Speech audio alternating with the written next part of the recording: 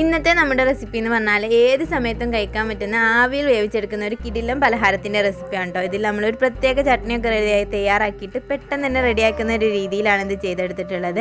അപ്പോൾ അതെങ്ങനെയാണെന്നൊന്ന് വീഡിയോ കണ്ട് നോക്കാം. അതിന് മുമ്പായിട്ട് നമ്മുടെ ചാനൽ ആദ്യമായിട്ട് കാണുന്നവരുണ്ടെങ്കിൽ വീഡിയോ ഇഷ്ടമാവുകയാണെങ്കിൽ പ്ലീസ് ഒന്ന് സബ്സ്ക്രൈബ് ചെയ്യണേ. അപ്പോൾ നമുക്ക് വീഡിയോയിലേക്ക് പോവാം. അപ്പോൾ ഇത് റെഡിയാക്കി എടുക്കാൻ വേണ്ടിയിട്ട് ഞാനിവിടെ ഒരു ബൗളിലേക്ക് 1 കപ്പ് അളവിൽ മൈദയാണ് യൂസ് ചെയ്യുന്നത്. അപ്പോൾ നിങ്ങൾക്ക് ഗോതമ്പ് പൊടി വേണമെങ്കിലും യൂസ് ചെയ്യാം, മൈദയും ഗോതമ്പ് പൊടിയും കൂടി മിക്സ് ആക്കിയിട്ട് വേണമെങ്കിലും യൂസ് ചെയ്യാം കേട്ടോ. അപ്പോൾ കുറച്ച് ആവശ്യത്തിന് ഉപ്പും കൂടി ചേർത്തെടുത്ത് ഒരു നോർമൽ വെള്ളത്തിൽ നമുക്ക് നല്ലപോലെ ഒന്ന് കുഴച്ചെടുക്കണം. അത്യാവശ്യം നല്ല സോഫ്റ്റായിട്ട് കിട്ടുന്നത് വരെ ഒന്ന് കുഴച്ചെടുക്കാം കേട്ടോ. ഞാൻ ഇവിടെ സാധാ വെള്ളം തന്നെയാണ് യൂസ് ചെയ്തിട്ടുള്ളത്. അപ്പം ഗോതമ്പ് പൊടി ആണെങ്കിൽ നിങ്ങൾ ഒരു ഇളം ചൂട് വെള്ളത്തിലൊന്ന് കുഴച്ചെടുത്താൽ മതി.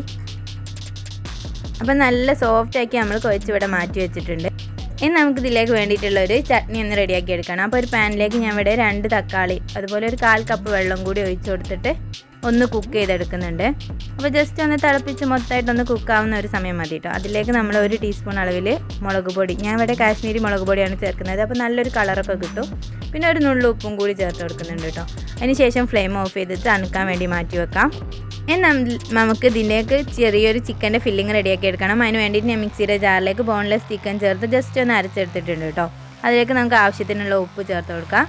അതുപോലെ ഒരു 1/4 ടീസ്പൂൺ അളവിൽ മുളക് പൊടി, ഓവറൊരു ആവശ്യമുള്ളവർ വേണമെങ്കിൽ കുറച്ചും കൂടി ചേർത്ത് കൊടുത്തോളൂ. ഇനി ഞാൻ ഇതിലേക്ക് 1 ടീസ്പൂൺ അളവിൽ സോയാബീൻ സോസ് ചേർത്ത് കൊടുക്കുന്നുണ്ട് കേട്ടോ. അപ്പോൾ നല്ലൊരു ഫ്ലേവറൊക്കെ ഉണ്ടാവും, നല്ലൊരു ടേസ്റ്റും അതിന് വേണ്ടിയിട്ടാണ്. പിന്നെ കുറച്ച് മല്ലിയിലയും കൂടി ഉണ്ടെങ്കിൽ അതും കൂടി ചേർത്ത് കൊടുത്തിട്ട് ജസ്റ്റ് മിക്സ് ചെയ്ത് കൊടുക്കാം. പിന്നെ നമ്മൾ കുറച്ചൊരു വെളുത്തുള്ളി ഇഞ്ചി പേസ്റ്റ് ചേർത്ത് കൊടുക്കുന്നുണ്ട്. അതുപോലെ ഒരു നുള്ള് കുരുമുളക് പൊടിയും കൂടി ചേർക്കുന്നുണ്ട് കേട്ടോ. എന്നിട്ട് അതൊന്ന് മിക്സ് ചെയ്ത് മാറ്റി വെക്കാം. അതിനുശേഷം നമ്മൾ തക്കാളി ചൂടൊക്കെ പോയതിന് ശേഷം മിക്സിയുടെ ജാറിലിട്ടിട്ട് ഒന്ന് പേസ്റ്റ് രൂപത്തിലാക്കി എടുക്കണം. പിന്നെ നമ്മളൊരു പാനിലേക്ക് 1 ടീസ്പൂൺ ഓയിൽ ഒഴിച്ചതിന് ശേഷം കുറച്ച് വെളുത്തുള്ളി ഇഞ്ചി പേസ്റ്റും 2 തണ്ട് കറിവേപ്പിലയും കൂടി ചേർത്ത് കൊടുത്തിട്ട് ഒന്ന് മിക്സ് ചെയ്തെടുക്കാം. ഈ മിക്സിലേക്ക് നമ്മൾ നേരത്തെ അരച്ച് വെച്ചിട്ടുള്ള തക്കാളി പേസ്റ്റ് ഒന്ന് ചേർത്ത് കൊടുക്കാം കേട്ടോ.